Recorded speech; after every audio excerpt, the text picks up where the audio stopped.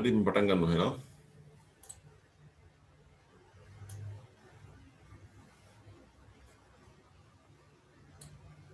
right. Dictation එක ලියා ගන්න පුතේ. ටියුට් එක වහන්න.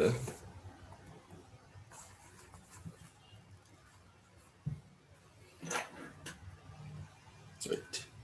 පළවෙනි වාක්‍යය I am කියන එකේ short form එක I am the village I am the village post woman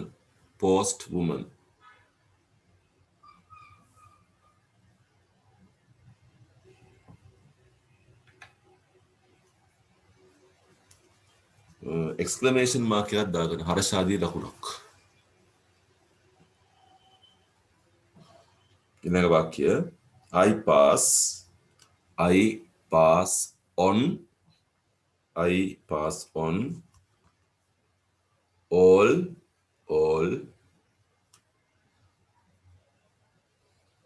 ඉස්තරක් gossip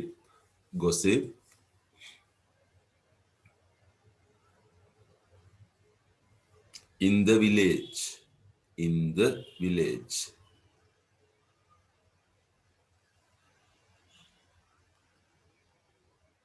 I exclamation mark එකක් හර්ෂාදී ලකුණක්. ඊළඟ වාක්‍යය I even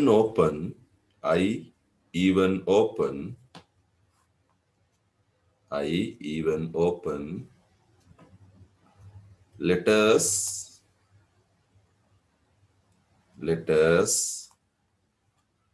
sometimes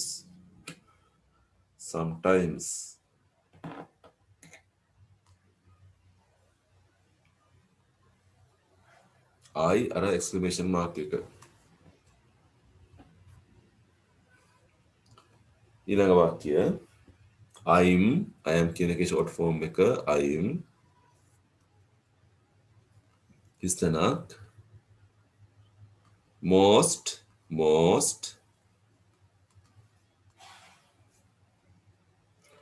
unpleasant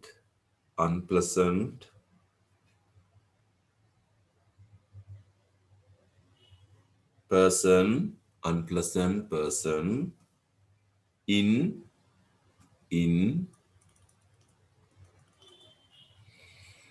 ඉස්තනක් whole book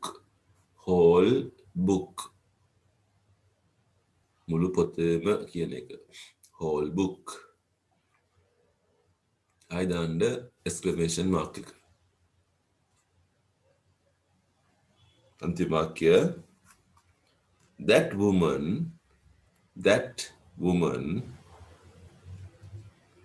is no friend of mine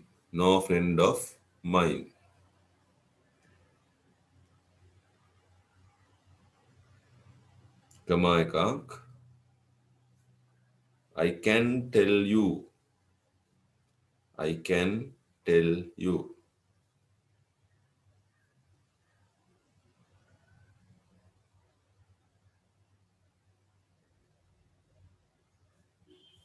exclamation mark එකක් දාන්න. හරි ඉස්තර එක පුරවන්න පුතේ.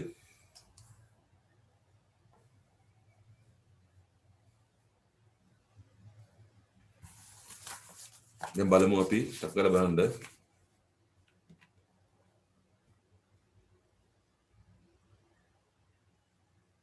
හරි දාන්න. ලකුණු දාන්න ඕන ටියුට් එකට. වචන ටික හරිය ගානේ මුදාම්.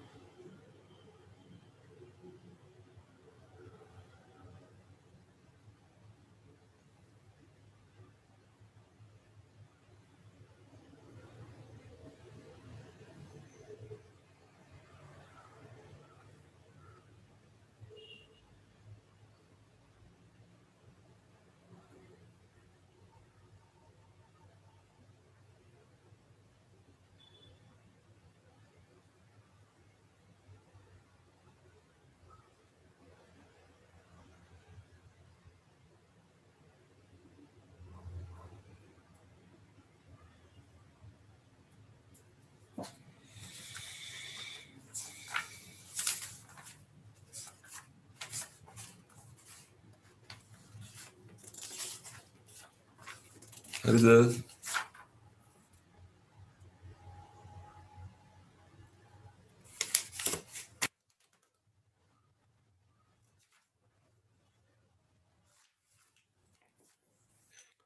යන් අච්චුපත ගන්න පුතේ පොඩ්ඩක් ඔයගොල්ලන්ගේ.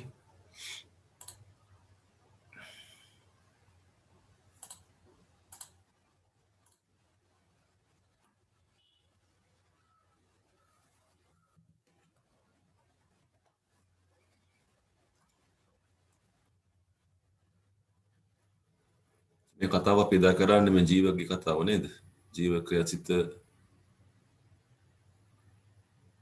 ඕනේ. yes. මොකද කතා කරනවා මගේ ඉතුරු ටික අමාරු වචනයක් තියෙනවා පුතේ ඔයගොල්ලෝ ලියා ගන්න පුළුවන් ඔයගොල්ලන්ට. ඩික්ෂනරි එක ළඟ තියෙන්න ඕනේ. වචනයක් හොයා ගන්න ඕනුනොත් එහෙම අපිට. Right. And do you know that there are many birds in the world that cannot fly? Okay. යාඹන්නට බැරි ගොඩක් කුරුල්ලෝ ඉන්නවලු. Yasitha learned about them. Yasitha මේ ඉගෙන ගත්තේ පොතකින්. ඒ පොත මෙයාට හම්බ වෙන්නේ ජීවකගේ සහෝදරියගේ පොත් එකතුවේ. අපි කියවමු මේවා. නේ? කියවලා බලමු මොනවද තියෙන්නේ කියලා. ඒතර එක්කෙනෙක් තමයි ෆියුජියන් ස්ට්‍රීමර් ඩක් කියන සතා රූපයක් තියෙනවා. The largest streamer duck in the world. Stream කියන්නේ steamer duck කියන්නේ කිමිදෙන්න පුළුවන් කියන එක, වතුරේ ගමන් කරන්න පුළුවන් කියන එක. මේක දකුණු ඇමරිකානු තාරාවෙක්. ඒ නම හම්බ වෙන්නේ උඩ තියෙන as a result of strange behavior. Strange කියන්නේ අමුතු. Behavior කියන්නේ හැසිරීමක්. රූට තියෙන අමුතු හැසිරීම තමයි උඩ මේ නම හම්බෙලා තියෙන්නේ. Steamer duck කියන එක. They run across water. වතුර උඩින් දුවනවා මේක. Thrashing their short wings. Thrashing කියන්නේ ගහනවා.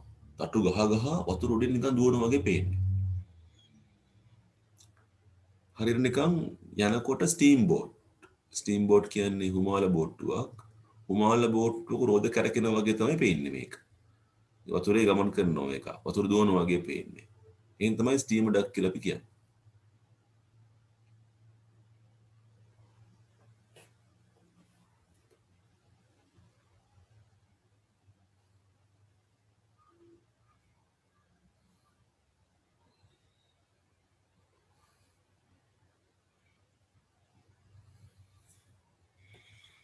ඊට පස්සේ කතා කරන මොගේ මේල් කියන්නේ පිරිමි එකාගේ බර 3.5 to 7 kilograms bluish නිල් පාට grey නිල් අලු මේ පේනවනේ පුතේ නේද පාට නිල් පාට අලු පාට කලවම් වෙච්ච එකක් තමයි වල තියෙන්නේ feathers pihato on the head and neck have a reddish brown throat අතු පාටට උරු දුඹුරු පාට අතු දුඹුරු පාට throat උගුරක් උඩ තියෙනවා females have darker grey feathers females කෙනෙක් ගැහණු කට්ටියගේ තියෙන පිහාටු තද අලු පාටයිලු dark reddish throat එකක් තද රතු පාට උගුරක් හොටක් උඩ තියෙනවා උන් කන්නේ පුංචි snails ගොළු බෙල්ලෝ ක්‍රුමීන් insect larvae කියන්නේ පුතේ කෝෂ අවස්ථා ක්‍රුමීන්ගේ කෝෂ අවස්ථා small crustaceans ලා crustaceans කියන්නේ විනිවිද පෙනෙන සත්තු ඉන්නවනේ ඉස්සෝ පොකිරිස්සෝ වගේ crustaceans අන්න වගේ සත්තු. They are known to be very aggressive. Aggressive කියන හරි කලහකාරී. තද වෙනවා මුන්ට ගහ ගන්න යනවා ඒ වගේ. පේනවනේ නිකන් මූණත් පේනවනේ නිකන් බලි මූණන්නේ තියෙන්නේ ගහ ගන්න මූණක් තියෙන්නේ මුට. They usually fight with each other over territory. Territory කියන්නේ භූමිය. ඉඩ කඩ වෙනුවෙන් ගහ ගන්නවා.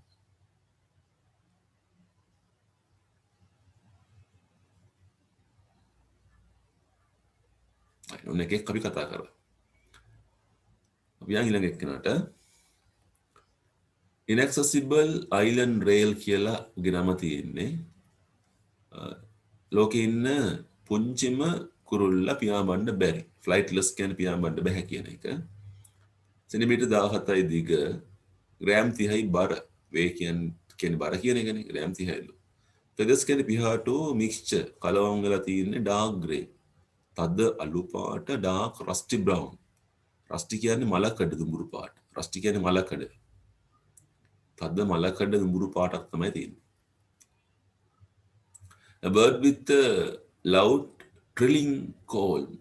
හඬ trilling නද දෙන හඬක්. නේ? ඒක ඉහළ හඬක් උඹට තියෙන්නේ. හයියෙන් කෑ ගහනවා උඹට. කීන් කීන් කුන් කුන් ගමු කෑ ගහනවා. රතු පාට ඇස් තියෙනවලු. බිල් කියන්නේ හොට black in color කළු පාට හොටක් වගේ තියෙන්නේ. Found only in inaccessible island. මේ දූපතේ තමයි හම්බ වෙන්නේ. Inaccessible දූපත් වල තමයි හම්බ වෙන්නේ. The only inhabited island in the Tristan archipelago නේද? ඒතර මේ ස්ථානයේ තියෙන එකම inhabited island එක. Inhabited කියන්නේ මිනිස්සු ඉන්න කියන එක.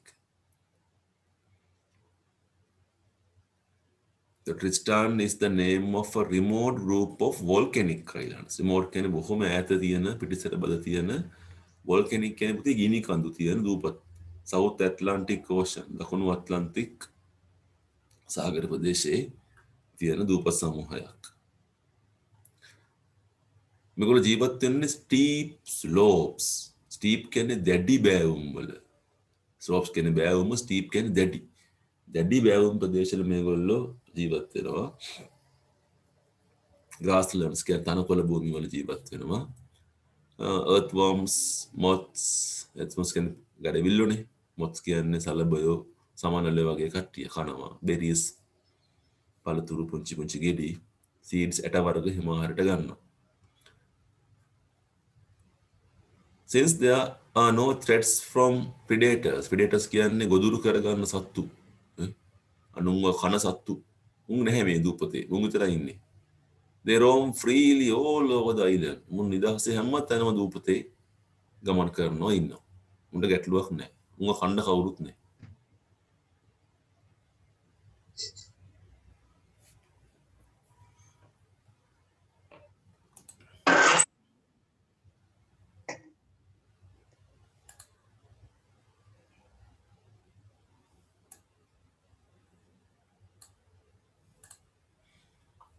අපි ළඟට යමු. Emperor penguins අපිට ඉන්නේ අධිරාජ්‍ය පෙන්ගුයින් කියන එක. ලෝකේ ප්‍රසිද්ධම පියාඹන්න බැරි කුරුළු జాතියක් තමයි මේගොල්ලෝ. Adult emperor, adult කියන්නේ වැඩිහිටි කියන එක ලොකු එකක්. Emperor penguins have a white stomach. උගේ බඩ සුදු පාට බඩක් තියෙන්නේ. කළු පාට ඔළුවක්, පිටක්, tails and wings මේ ඔක්කොම කළු පාටයි. They also have yellow gold markings. මුංගව තියෙනවා රත්තරන් කහ පාට markings කියන්නේ පුංචි පුංචි රටාවල්. Side of their head and neck. ඔළුවේ බෙල්ලේ පැත්තකින් උගේ කහ පාට රත්තරන් පාට රටාවල් තියෙනවා. They have a distinctive waddling walk. Distinctive කියන්නේ උන්ටම ආවේනික. උන්ගෙන් විතරක් දකින්න පුළුවන්. වැඩ්ලින් කියලා කියන්නේ පැද්දෙනවා. නිකන් තාරාව යන්නේ පැද්දි පැද්දි. මු යන්නෙත් එහෙමනේ. දෙපැත්තට පැද්දි පැද්දි යන්නේ. ගේ ගමන වැඩ්ලින් වොක් එකක් තියෙන්නේ. ඕවින් ඇයි මු එහෙම යන්නේ? ඕවින් කියන්නේ හේතුව මොකද්ද? heavy bodies. ඇඟ බරයිනේ. කකුල් කොටයිනේ. ඉතින් උඩ යන්නේ එහෙම තමයි. දෙපැත්තට පැද්දි පැද්දි යනවා. සාමාන්‍යයෙන් ගත්තම ඒවලගේ ප්‍රමාණය සෙන්ටිමීටර් 115ක් විතර වෙන උස කියන්නේ මීටරයක් විතර එනවනේ. මීටර 1 සෙන්ටිමීටර් 15ක් විතර නෙමෙයි. අඩි 3.4ක් විතර එනවා. The emperor penguins are only found in Antarctica. මුන් ඇන්ටාර්ටිකා විතරයි අපිට හම්බ වෙන්නේ. විශේෂයෙන්ම මේගොල්ලෝ ආහාරයට ගන්න මාළු, දැල්ලෝ,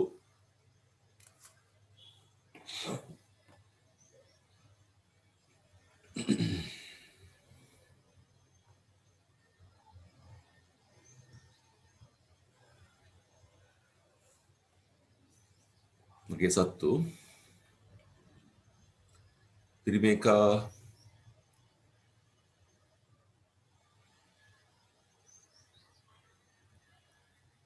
the male emperor penguins are in charge. In charge කියලා පුතේ බාරව ඉන්නවා keeping the eggs. අර බිත්තර දැම්මට පස්සේ එයා තමයි බිත්තරේ ආරක්ෂා කරන්නේ උණුසුම් කරන්නේ පිරිමි එක්කෙනා. මාරුට කරනවා මේක. They do so. ඒගොල්ලෝ මේක කරන්නේ balancing the egg on their feet. කකුල් දෙක උඩ තමයි බිත්තරේ තියාගන්නේ. තියාගෙන ඒක බැලන්ස් කරගන්න සම්බරව තියාගන්න ඕනේ. Covering it with the feathered skin. උගේ අර පිහාටු තුනී හැමෙන් බිත්තරේ වහ ගන්නවා. වහගෙන ඒක ආරක්ෂා කරනවා. They are very skilled swimmers. හොඳට පීනන්න පුළුවන් කට්ටිය ඩයිවර්ස් කෙනෙක් හිමිදෙන්න පුළුවන් කට්ටියනේ. මේක පැටියෙක් එහෙමත් පේනවනේ මේ පැටියෙක් ඉන්නේ මෙතන ස්මෝල් වන්. උගේ අඟ පොඩ්ඩක් වෙනස් තමයි සුදු පාට වෙලා නැහැ අර බූල් ටික එහෙම. උගේ ලොම් ප්‍රමාණය වැඩි. ඊළඟ කුරුල්ලා තකුහි බොහොම දුර්ලභ කුරුල්ලෙක් නිව්සීලන්ත වල හම්බ වෙන්නේ අපිට. විශ්වාස කරා එක්ස්ටින්ට් කියන්නේ වඳ වෙලා ගිහිල්ලා එක්ස්ටින්ට් කියන්නේ නැති වෙලා ගිහිල්ලා 1800 විතර. ඒ වුණාට එකපාරම මේක හොයා ගන්න පණ පිටින් 1948 විතර පසු කාලෙම හොයා ගන්නවා. මු ඉන්නවා කියන එක.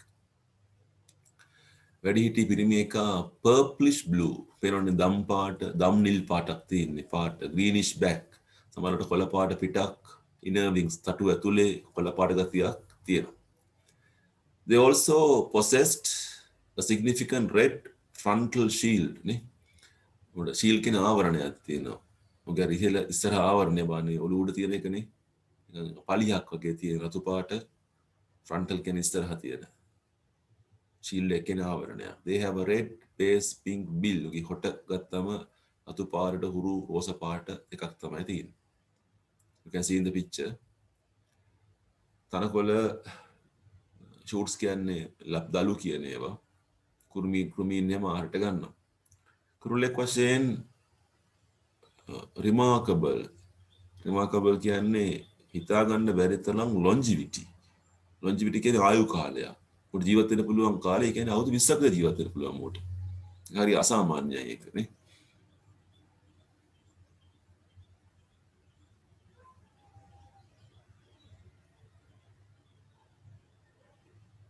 However, hunting තඩයන් කරනවා predation කියන්නේ ගොදුරු වෙනවා මේ අනෙක් සත්තුන්ට habitat loss උගේ වාසස්ථාන නැති වෙනවා. ඒක උන්ගේ පැවැත්මට තර්ජනයක් වෙලා තියෙනවා. මුන් ජීවත් වෙන්නේ inhabits කියන්නේ උන්ගේ ජීවත් වෙන ස්ථාන වාසස්ථාන grasslands තනකොළ භූමි පඳුරු අස්සේ shelters කියන්නේ තැඟ වෙච්ච ස්ථාන ආවරණයට මුන් ජීවත් වෙනවා. තව එක්කෙනයි අපිට හඳුන්නෙක් ඉන්නවනේ.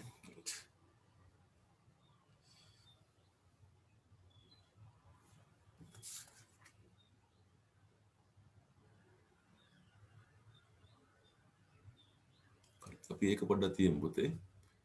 අපි මතක් කරන්න මට අපි කදේ මෙච්චරයි කියන එක අපේ කිවි ඉතුරු වුණා කැසවරි ඉතුරු වුණා නේ. Right now you can take your tute එක ගන්න පුතේ බලන්න tute එකේ page number 37 පොඩ්ඩක් බලමු අපි. Page number 37.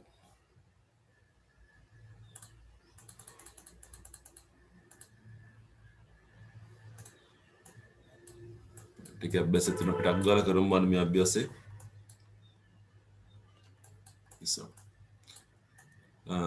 දැන් කියවුවා page number 14 15 එක කතා කරානේ. පුළුවන් තරම් කරා යසිත learned about මෙන්න මේක හිස්ටන් එක පුරවන්න. ඉක්මන් කරමු පොඩ්ඩක්.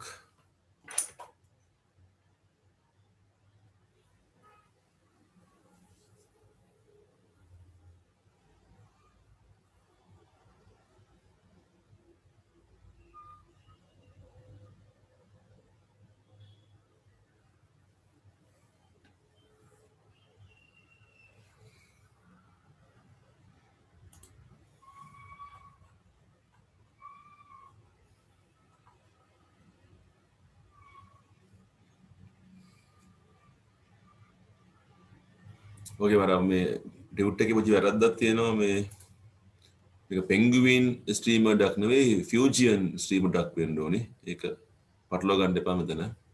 හැමතැනම පෙන්ගුවින් කියලා ගහලා තියෙන එකේ.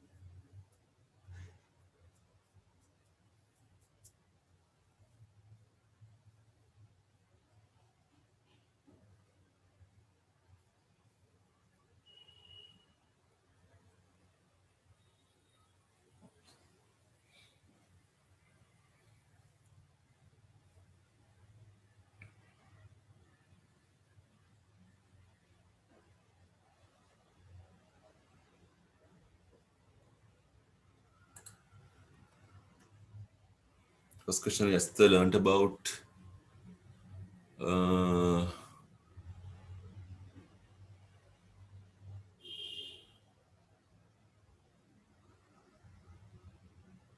එක මම හිතන්නේ flightless birds නේද පුතේ වෙන්න ඕනේ. Asita learned about flightless birds in Jeevaka sister scrapbook නේ. පියාඹන්න බැරි කුරුල්ල ගැන තමයි ඉගෙනගෙන තින්නේ. එතන ඉගෙන ගත්තේ. They cannot fly වෙනවා නේද? උන් පියාඹන්න බැරි කියන එක. They cannot fly because they have short wings. නැත්නම් they are flightless. එහෙම ලියන්නත් පුළුවන් ඒකට. They are flightless because they have short wings.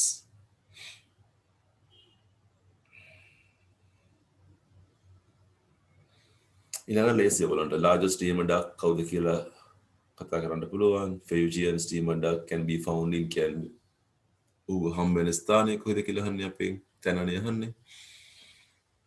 මම උත්තර කියන්නේ ඔයගොල්ලෝ උත්තර හොයන්න ඕනේ. නම හම්බුණු විදිය. They got their name as a result of කියන එක. අර ගමන් කරන විදිය නේද පුතේ? They run across the water, thrashing their short wings like the wheels of a stone boat කියලා තියෙනවනේ නේ. උතරට ගන්න වෙන්නේ ඒගොල්ලෝ ස්ටීම් බෝට් එක වගේ ගමන් කරන නිසා. තමයි හම්බෙන්නේ. Male penguin steamer duck weighs ගේ බර අහන්නේ මෙච්චර ඉඳලා මෙච්චර දක්වා කිලෝග්‍රෑම් ගණනක් බරයි. They have උට තියෙනවලු feathers. ඔළුවේ neck එකේ තියෙන පිහාටු ගැන අහන්නේ. Females ගෑනු කට්ටියට තියෙනවා feathers මේ වගේ ඒවා. throat උගුර කොහොමද කියලා අහන්නේ. කන දේවල් අහනවා. අන්තිමේකේ දාවණි කියහන්නේ අර ගහ ගන්න එකනේ. ඉස්තන් දෙකක් තියෙනවා. උන් හරි කලහකාරී කියන කතාවනේ මෙතන ගන්න වෙන්නේ. throat උගුර කොහොමද කියලා අහන්නේ.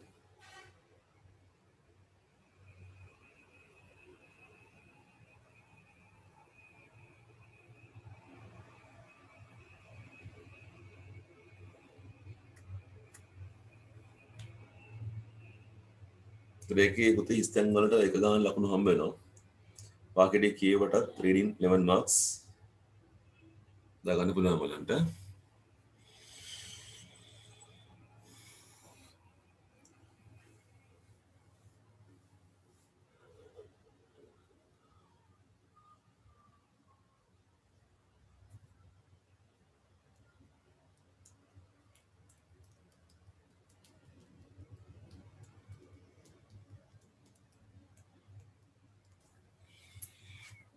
right. එතකොට question number 6 එක මාක් කරගන්න homework කියලා. අපි කරපු පාඩමෙන් කරන්න පුළුවන් ඔයගොල්ලන්ට. question number 6 එක homework කියලා මාක් කරගන්න.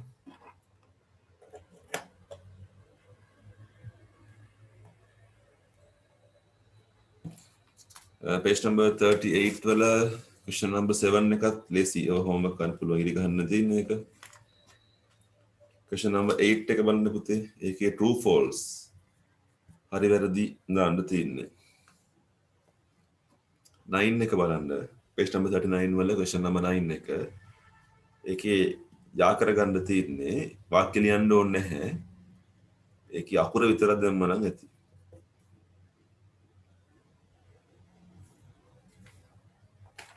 question number 10 එක ගැලපෙන adjective එකක් ලියන්න කියන්නේ. penguin steamer ducks කියලා මාතෘකාව තියෙනවා. ඒක අපිට වාක්‍ය 6ක් තියෙනවානේ. මේ වාක්‍ය 6 හිස්තැන් 6ක් තියෙනවා. ඒ නාම පදේ ඉස්සරහා ගැලපෙන adjective එකක් ඒ කතාවෙන් හොයන්න ඕනේ. penguin steamer duck කියන එකේ. 11 වෙනි එකත් එහෙමයි. ඒකෙත් හිස්තැනට ගැලපෙන adjective එකක් හොයන්න තියෙනවා.